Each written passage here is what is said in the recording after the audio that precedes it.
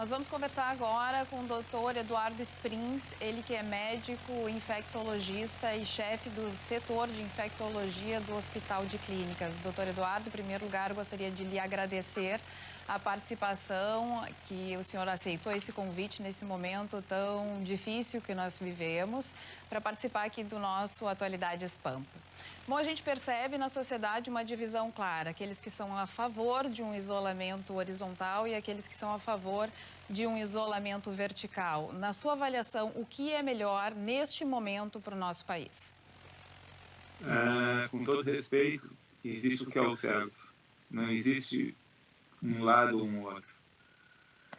Nós temos um inimigo, primeiro, invisível.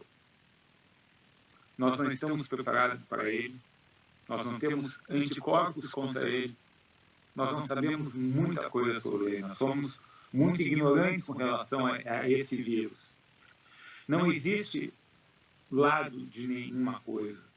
Todos nós somos suscetíveis. Nós estamos no início dessa epidemia.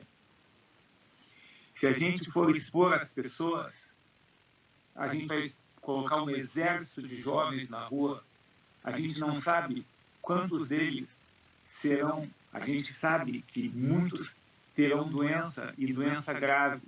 Afinal, a grande predominância da população brasileira é composta de jovens e até entre 20 a 50 anos de idade. A gente não sabe qual deles vai complicar.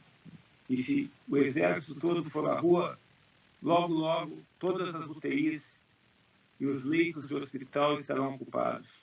Isso certamente não vale, isso não vale a pena. Isso, na sua avaliação, então, o Fique em Casa é a melhor solução para o momento, até que o sistema de saúde tenha capacidade de atendimento da população que vai precisar de leito, vai precisar de respirador, vai precisar de máscara e tudo mais. Eu estou interrompendo, a ideia não é essa. A ideia é simplesmente o seguinte, que alguma pessoa que precise de hospitalização por infarto, pneumonia, infecção generalizada, tenha lugar para ela também. Senão a pessoa vai ficar em casa e vai morrer em casa. Vai ser uma consequência indireta da lotação dos hospitais. Além disso, então, primeiro, a gente está expondo jovens à morte? Não. Ou a casos graves que vão encher os leitos. 2, nós somos latinos. Quem garante que nossos jovens abandonarão nossos velhos? Eu não consigo acreditar em a sociedade estar ou não dividida. Toda vez que a economia liderou a tomada de decisão, os custos são muito maiores. Todas as vezes em epidemias ou todas as vezes que se escutou os planos adequados para ações em saúde, o prejuízo foi muito menor. Então, infelizmente, é um momento de calma e muita paciência e resiliência. Infelizmente, esse é o caminho. Não existe outro caminho. Doutor Eduardo, me chama a atenção que o senhor trata bastante do grupo de jovens, porque quem fala do isolamento vertical fala que o grupo de risco é acima dos 60 anos ou pessoas que já têm alguma doença prévia, fala em imunização do rebanho, da coletividade e tudo mais. Agora, eu escutei uma entrevista do senhor que fala que os jovens também adoecem e de forma severa. Eu gostaria que o senhor relatasse qual é a sua vivência até agora com relação a esses internados que não estão dentro do grupo de risco. Olha só, o que eu vou falar agora não está à disposição, por exemplo, são os dados da prefeitura, são dados que estão no site e também no estado. Estão falando especificamente do Rio Grande do Sul, mas pode ser do Brasil inteiro, não tem problema. A gente sabe que as pessoas que fazem o teste atualmente são pessoas que apresentam quadros mais graves, que a gente pensa que elas devem ser hospitalizadas. A maior parte dessas pessoas possui entre 30 e 59 anos. Então não tem, os dados estão claros. Nós temos já no nosso estado quase 400 casos, eu acho, documentados. Não existe outra coisa, então, são 200 somente na capital. Então não existe. O que existe é a diferença na taxa de letalidade. Se sabe que pessoas mais velhas e com outras doenças em associação, tem mais chance de morte. Mas a predominância da nossa população são jovens ou adultos que não são tão jovens, mas de qualquer jeito, a grande faixa da nossa população vai dos 20 aos 60 anos. Então, essas pessoas também ficarão doentes e têm chance de ter, sim, doença grave. E com relação aos equipamentos de proteção individual, como é que estão os nossos hospitais? Estão com equipamentos suficientes ou está faltando o respirador, está faltando a máscara, está faltando a touca? Como é que está tudo isso no Rio Grande do Sul? Se os números crescerem de forma como a gente não quer, vai faltar. Se os números crescerem da forma como a gente está lutando para que eles cresçam, isso é, que a gente não tenha um pico exponencial, talvez a gente consiga ter equipamentos de proteção individual de forma adequada. Mas se acontecer uma batalha, que é o que a gente não quer que aconteça, uma batalha sangrenta, talvez a gente não consiga manter os suprimentos por exemplo, 3 meses, 4 meses. E, doutor Eduardo, usando esse termo da batalha sangrenta, a gente pode trazer o exemplo da Itália, por exemplo, que teve que, de certa forma, os médicos fazer uma escolha. Eu imagino que essa tenha sido uma situação muito complicada, né, de escolher quem tratar. Se acontecer de ter realmente um pico muito alto da doença, um contágio muito alto, nós também temos a possibilidade de ter que escolher quem tratar aqui no Brasil? Se a gente tiver um pico, não tem isso, porque vai estar tudo ocupado. Nós não teremos a escolha de Sofia. As pessoas não vão ter aonde ir. Vão ter que voltar para casa doentes, é não, isso? Não, é nem sair de casa. É isso que a gente está lutando e tentando evitar.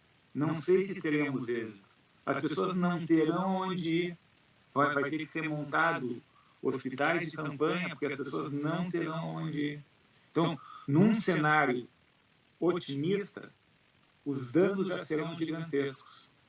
Mas como a gente começou isso no nosso estado, por exemplo, como a gente começou de forma precoce o isolamento social e a restrição da locomoção, e a gente começou de forma precoce, antes de haver um número elevado de mortos ou um número elevado de casos, talvez a gente consiga evitar que isso aconteça. Então, a gente está buscando não crescimento exponencial, que isso vai ser igual ao caos total.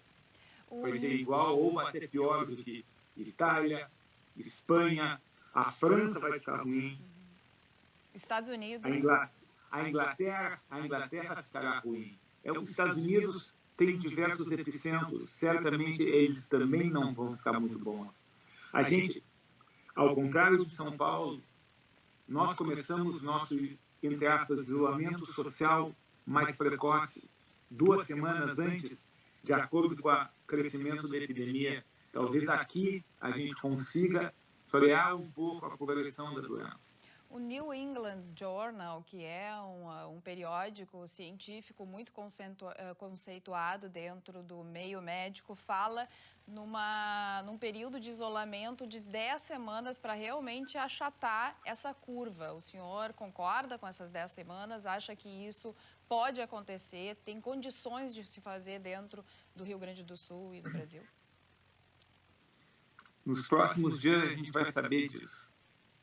Se esse nosso isolamento social, que é muito complexo, porque no Rio Grande do Sul há diversas regiões, micro-regiões, então eu não sei exatamente o quão factível será isso. Eu sei que a quantidade de carros por onde eu ando diminuiu bastante, a quantidade de pessoas que circulam nas ruas e em outros locais também diminuiu. Então, isso é uma forma. Agora, o tempo que a gente vai durar, enquanto não houver cura, vacina para essa infecção, esse é o nosso tempo. Tempos de pandemia e epidemia, nossas atitudes e costumes devem ser mantidos, devem ser modificados. Não existe outra chance. E muitas dessas atitudes devem ser que vão acontecer devem ser incorporadas para sempre. Infelizmente, é uma lição de sobrevivência. Como, por exemplo, a questão simples, mas que não é utilizada, de lavar as mãos e o uso de máscara. O senhor acha que também vai acontecer da nossa sociedade colocar o uso de máscara no nosso cotidiano? Antes da gente colocar a máscara, a gente tem que ser educado para saber como colocar e principalmente como tirá-la. Porque se a gente for exposto ao vírus e não sabe tirar de forma adequada, quando a gente for retirar, talvez seja pior. E, em alguns casos, como reesterilizá-la para usá-la no dia seguinte, quando chegar em casa. Então, a sociedade precisa ser educada de como um pano, já que a máscara preferencialmente deve ser para a proteção dos profissionais de saúde, é como colocar um pano de forma adequada, chegar em casa, tirar ele, esterilizá-lo, para que no dia seguinte ele possa ser novamente utilizado.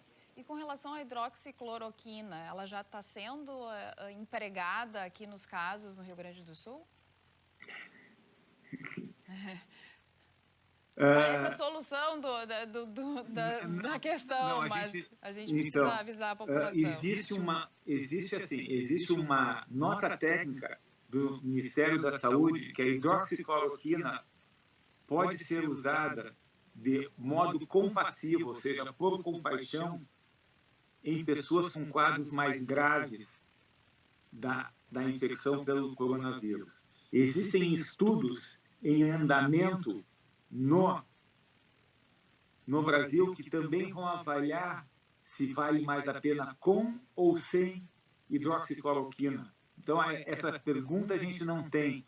Ela não é a cura definitiva, mas ela talvez possa ajudar em alguns casos mais sérios. Afinal, é uma medicação que possui alguns efeitos colaterais que não podem ser desprezados.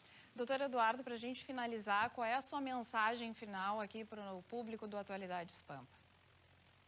Ao público do Atualidades Pampa, mantenham-se atualizados e é assim, é paciência, resistência e resiliência. A batalha está só começando e a gente precisa de todos nós unidos nesse capítulo a mais da nossa vida, que vão ser períodos difíceis que estão por vir.